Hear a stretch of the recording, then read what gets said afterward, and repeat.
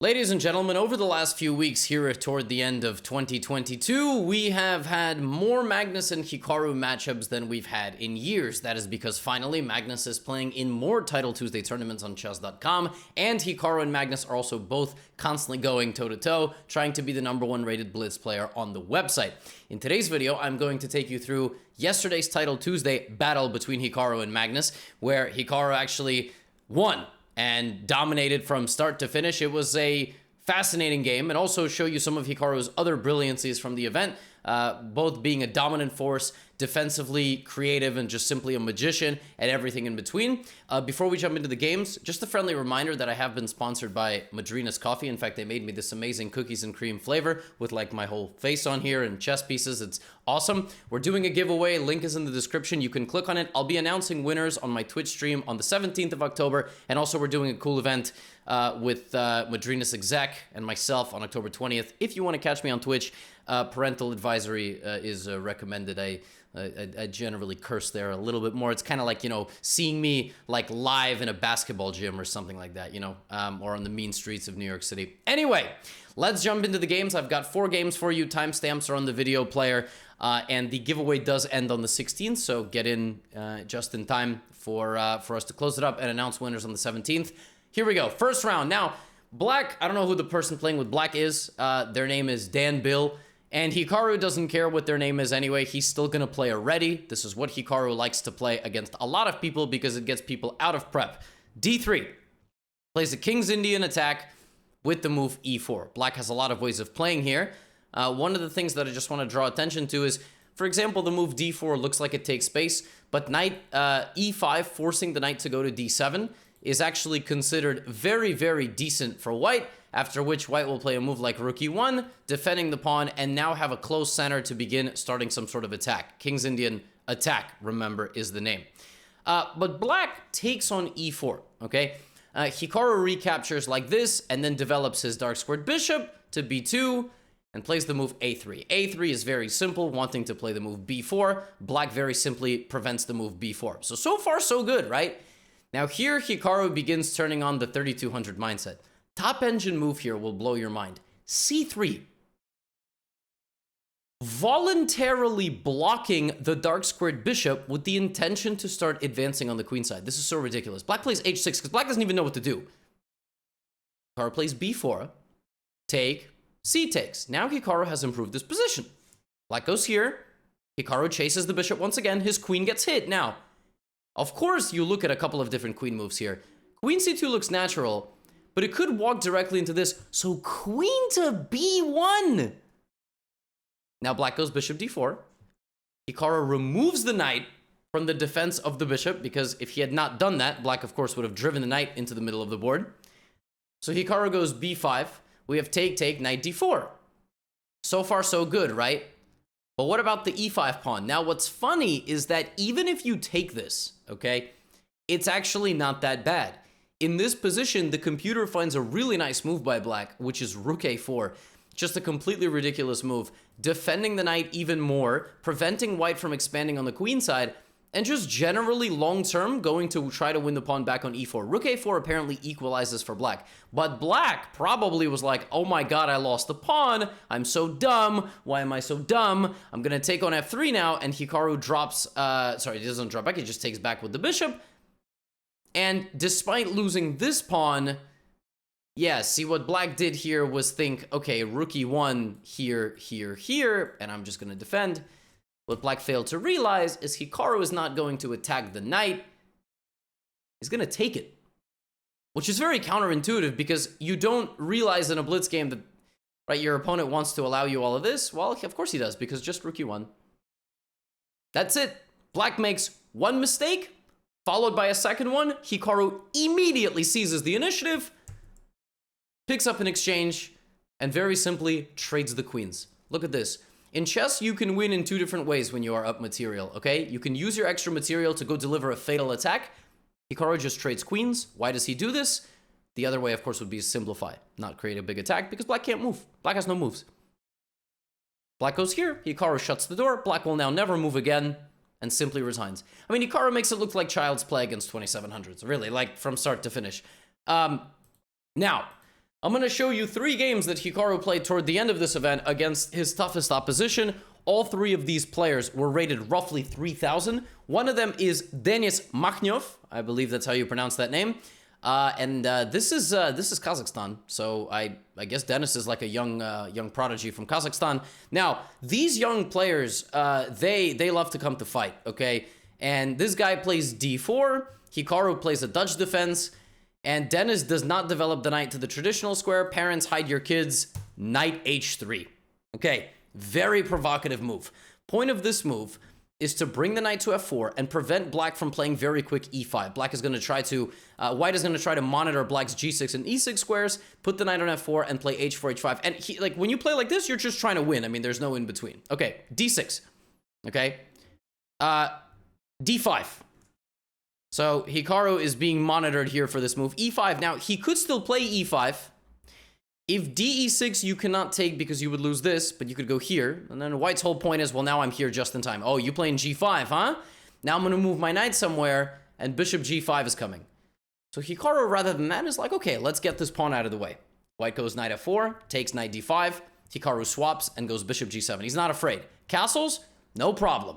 I don't care if I can't castle. I'm going to play knight d7 with the idea of knight f6, getting rid of your light squared bishop. And then I'm going to, knight b6, knight f6, and so on. Okay. Here, the bishop has been booted and castles. Now, white's opening experiment has not paid off. Let the middle game begin. Both sides have a lot of pieces, 7 pawns. Here we go. White plays knight d5. Looking for another trade to bring in the queen with check and either force the king to being a passive in a passive corner or weakening the position. Queen back to b3. Bishop b7 is not quite a threat because of rook b8, but white wants to move a bishop. White wants to play rook d1, rook c1, maybe blow up in the center, and white is comfortably in a nice position here. d5. Okay. Hikaru now puts a bunch of pawns on light squares, which means this bishop is going to be unhappy, but this bishop is going to be very happy. White plays rook d1, targeting the center, and now blows the center open with the explosive move c4. Hikaru shuts the door. Well, now white is really looking to push open the center, right? Hikaru in some trouble here. Does he take? What does he do? If he plays e5, it looks like he's losing a queen by virtue of discovered check, but the queen can take the queen. Did you forget about that? The queens are having a staring contest right now.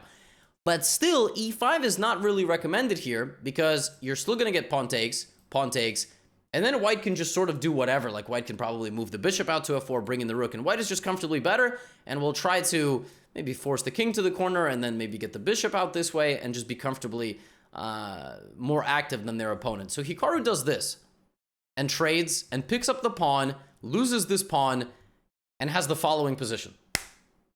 He's just worse.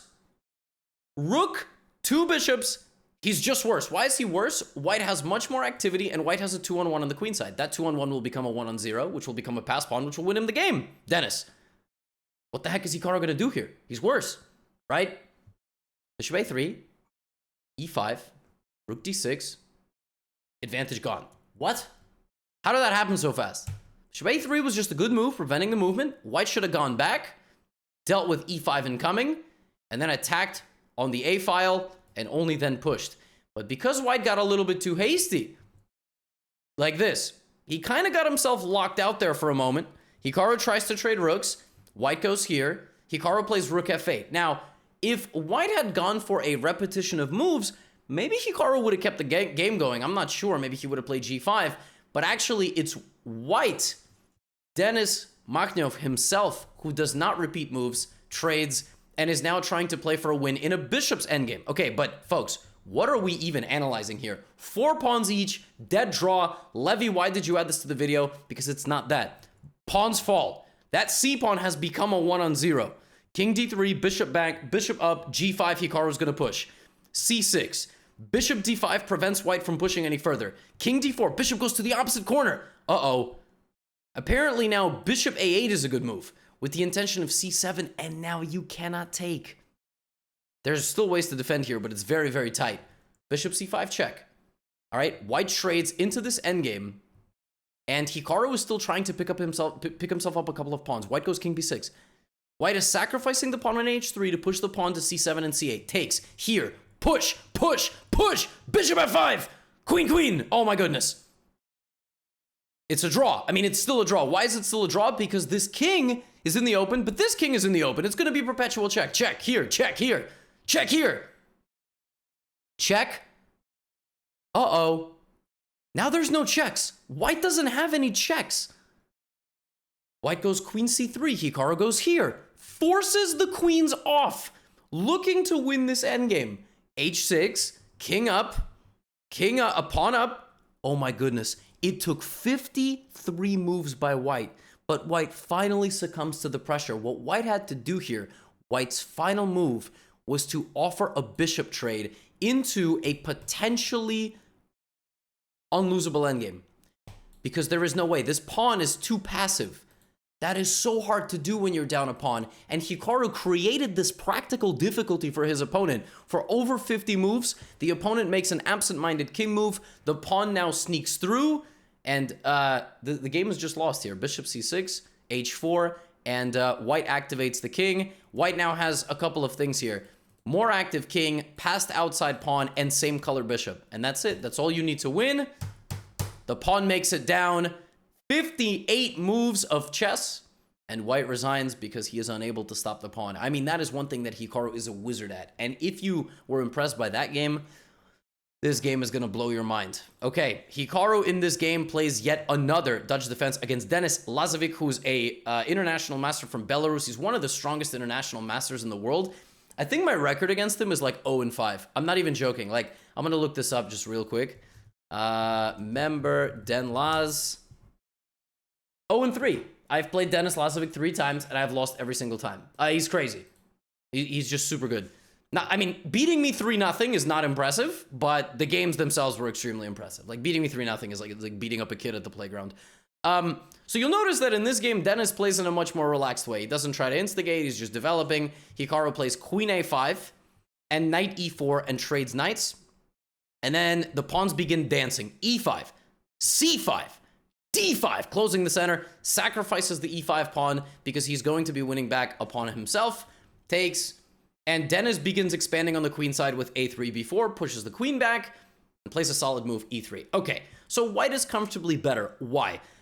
Because the computer really doesn't like black's overextension. It thinks that, you know, the pawns here stand kind of comfortably, but long term, the weaknesses are going to speak for themselves. The pawns are going to be able to walk in. The pieces are going to outmaneuver. So what does Hikaru do? Well, he starts fighting back, right? Fights back, activates his rook. But Denis just is like, really? Rook trade. And now he dominates the A-file. So Hikaru's like, damn, that didn't work. G5, only thing I can do, right? I want to play F4. Now, Denis can play F4 himself. He chooses not to, allowing Hikaru to go and play F4. Take, rook B1, F4. Hikaru's looking to create some counterplay, but it's winning for white. Lazovic takes. Takes on E3, queen E3. Count the material, it's equal. Why is it so much better for white? This is weak, and this is weak, and after queen to B3, that is very much on display. Denis applying some serious pressure to the position here. Hikaru comes back to C6, takes. It is now +2 as rook B7, queen A1 check, and the king is under attack. One of these two pieces needs to go defend the king. Now, knight F1 here is apparently the move that's +2, but as always, Hikaru makes his opponent make a move in a difficult position. Knight F1 is +2, but the opponent doesn't know it's +2. This move is only +0.7. Apparently, knight F1 was the better choice, okay? Because apparently, white just goes in, black goes here, and it looks like white is like, you know, in trouble. Because queen F6 is coming in, C6 guards F2, and you can't get any closer. And this pawn is walking. Instead of that, we have this, queen d4, queen c2, and still, Lazovic is pressuring. Knight f3. There's no way Hikaru is going to be able to create counterplay here, right? Queen f6, like, there's nothing. Queen d3, but Hikaru playing g4. All right? Knight h4, rook e1. Hikaru's trying to find something. It's +4.5. 4.5. Denis needs to find queen to a6. All right? He has to not respect anything over here. He also can reroute his knight this way. But he goes back. Apparently now queen a1. And if this, you have knight e5. It's crazy. Hikaru also low time is like, wait a minute. I don't know, I'm going to go back. But now we have bishop e2 blocking that access. h5 is kind of only move. Knight g2, very nice idea to reroute this way. Check here, knight coming into d4. But what's happening? I mean, where's the knight gonna go? Knight f3 is a huge threat. Check here. Wait, there's no more checks. But knight h4 is winning for white. Hikaru takes, but white is still winning. Queen b1, and now Dennis has to go queen e7 or queen f6, but Hikaru's covering all the checks. There's no checks. What do you play? And he's about to take on b6. Queen f6, queen e7. What does Dennis do? Queen f4 back, and he hangs the queen. He hangs the queen in one move. Dennis thought in low time that he was forking Hikaru. But knight e2 check, and Dennis resigns. Oh my goodness. He was playing so well. Queen f6 was game over. If knight e2, king g2, and you come back with check, just f3. Take. You could take with the knight. You could take with the queen. You could also go king f2. No checks. Pawn promotes. This.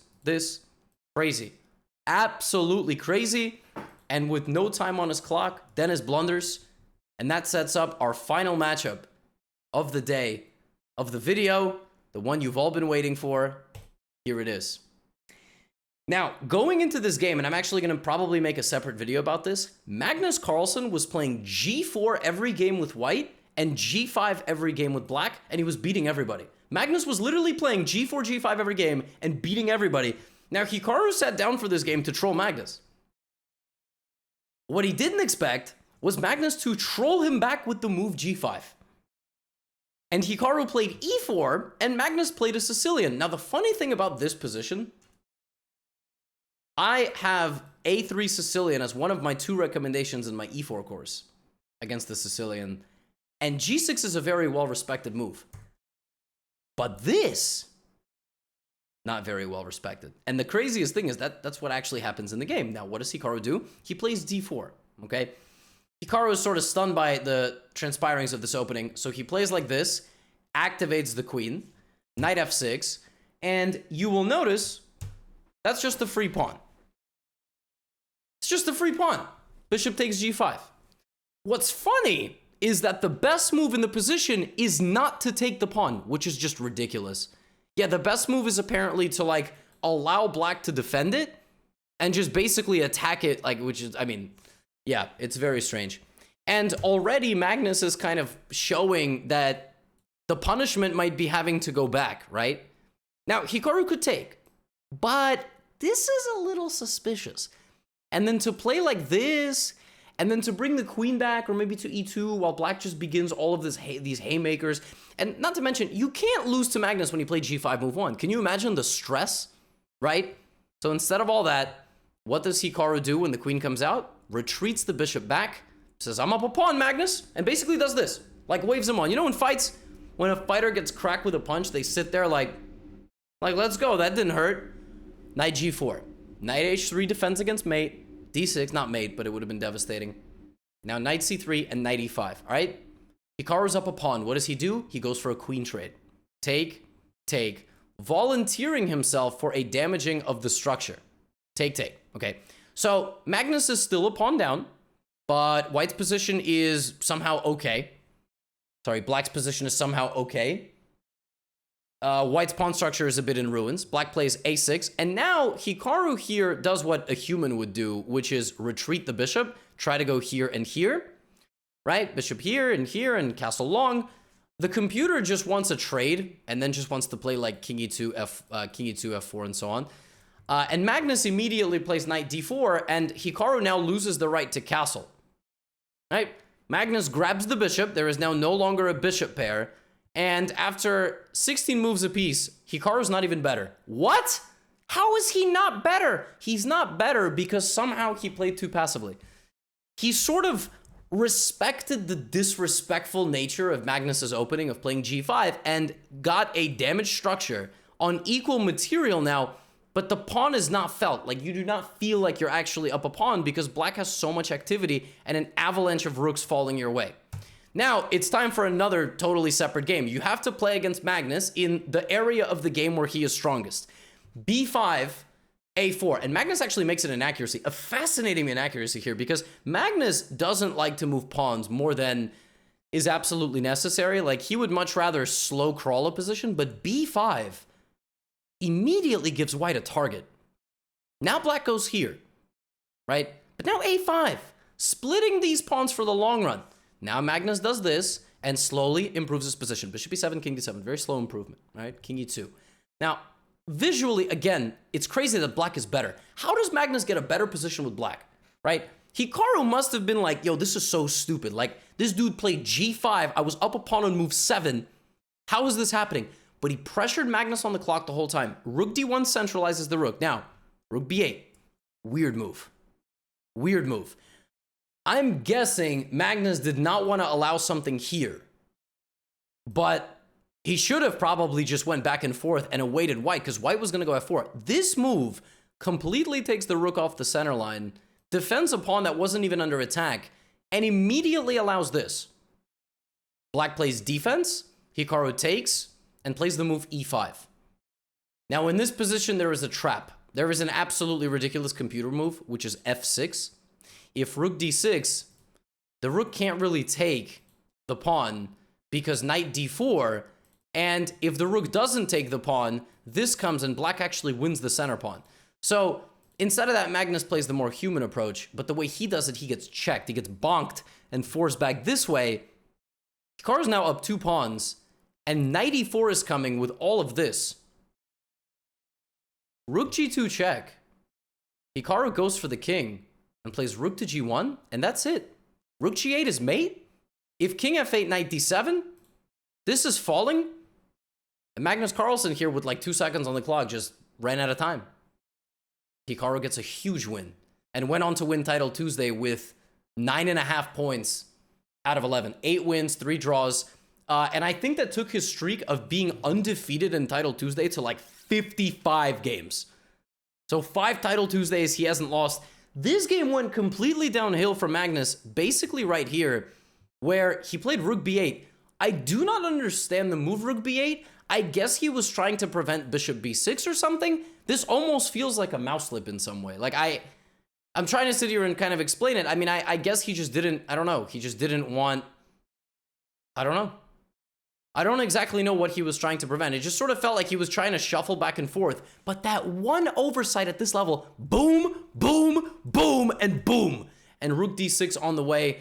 And just a comprehensive game from start to finish. Now, listen, folks are going to sit here and go, well, this game was nonsense. Look at this opening. Sure, maybe in the future, you know, their games are going to be Sicilian defenses in Title Tuesday. I'll be here for that, trust me. But until then, so far in the Title Tuesday battles, Hikaru now has a 1-game lead. And maybe the next time they play, they will be a little bit more serious. For now, it is what it is. A very dominant display from Hikaru, including a win over Magnus, which is always nice.